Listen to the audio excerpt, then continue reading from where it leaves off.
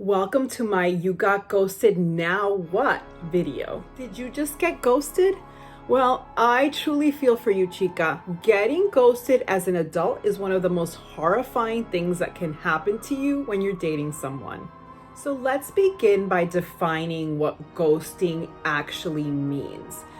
Ghosting is when someone that you're dating suddenly goes completely radio silent on you with no warning whatsoever, and you never hear from them again. This is very different from when you have to block someone because you've told them that things just aren't working out and they don't want to take no for an answer, and they start stalking you or trying to message you on every single social media platform known to woman. I've had to do that a few times, and that is not ghosting, that's blocking someone. Ghosting happens with no prior warning and usually for no apparent reason. It's something that happens more often when people are young and immature, and in fact, I'm guilty of having done it myself once when I was in college. I had gone on a few dates with this funny, tall, handsome guy I had met at a party. Let's give him the fictional name Jake. I really liked him at first, and then he invited me over to his apartment one evening.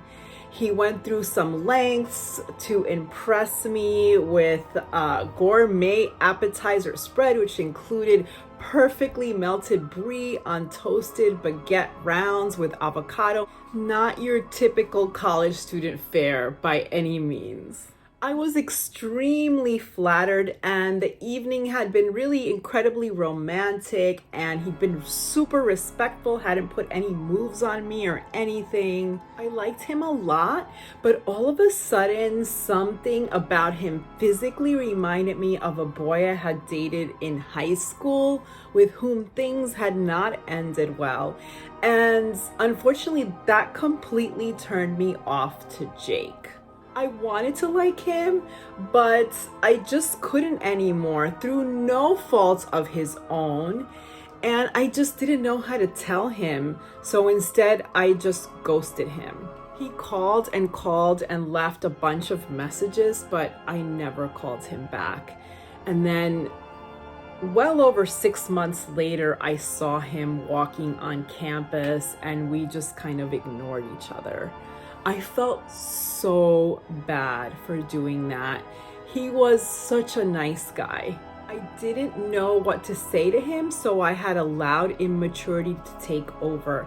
And after that, I vowed to myself that I would never do that again to anyone, and I'm proud to say I have kept my word.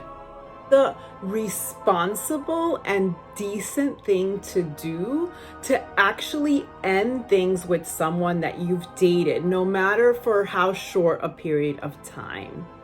All you need to say is, I'm sorry, but this isn't working out for me. Before we go any further with this ghosting business, I want to take a minute here and explain that I am a heterosexual cisgender woman, so my advice will come from that perspective and therefore apply mostly to others of the same sexual orientation and gender identity. Additionally, I'm all about self-love and being true to yourself. So if you're looking for dating advice that's centered around getting the guy or getting him back in this case, there are other YouTube channels that can help you out with that. See the links in my description.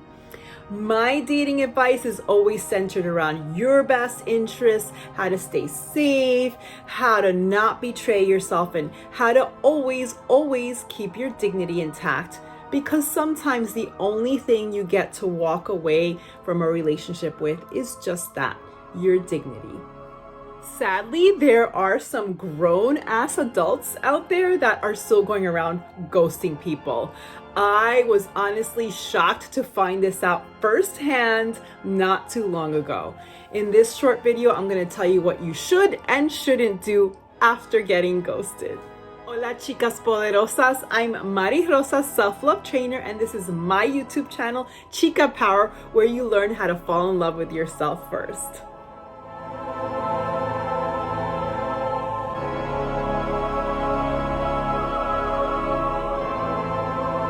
minute here and ask a favor. If you like this video and find it helpful, please give it a like.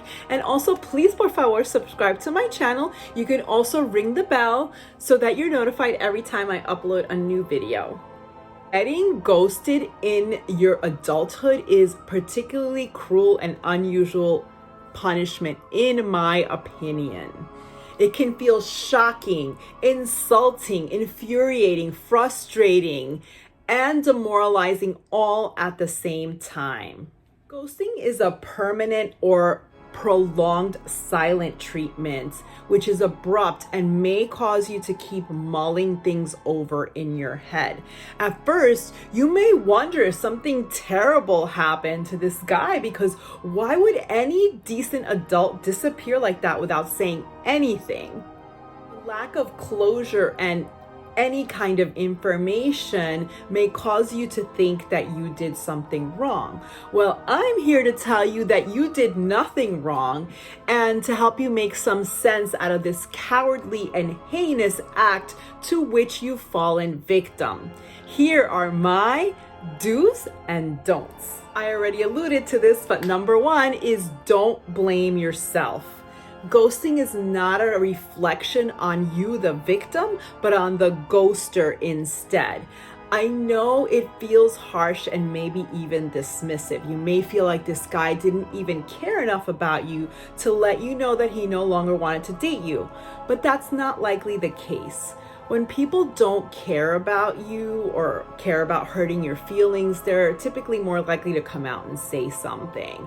The fact that he didn't say anything has everything to do with this guy's level of maturity or lack thereof, and his inability and or unwillingness to face the emotional response he thought he was going to get from you.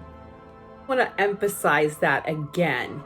Ghosting has nothing to do with you, the victim, and everything to do with him, the ghoster. Whatever the reason he wanted to end things, the fact that he did it in such a nefarious way reflects poorly on him and not on you. If it makes you feel any better, the odds are high that he does feel really bad about it. If he doesn't feel any remorse whatsoever, then he truly is a monster, and you should be glad that he's no longer in your life. 2 is don't keep texting him or contacting him. If you have 2 to 3 unanswered texts and or phone calls that have gone unanswered, leave him alone. Sometimes men just need space for a few days, and while that can be difficult once you've established a daily texting/calling frequency with a man, I'm all for giving him his space.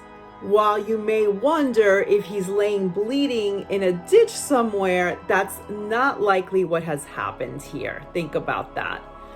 Once it's been a week that you haven't heard from him, you can be pretty sure that you're being ghosted. Your dignity is worth so much more than this spineless ectoplasmic jellyfish that you were dating, so stop trying to contact him. I know it's hard to hear, but if he wants to talk to you, he knows where to find you. You can be the adult here since he's obviously not capable.